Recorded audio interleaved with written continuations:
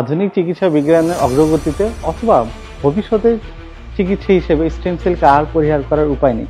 বর্তমান সময়ে চিকিৎসা শাস্ত্রে সবচেয়ে বেশি গবেষণা হচ্ছে স্টেম সেল নিয়ে। খুব সহজ বাংলায় বলা যায় স্টেম সেলকে আদিকোষ, অর্থাৎ শরীরের প্রয়োজন অনুসারে স্টেম সেল বিভাজিত হতে পারে।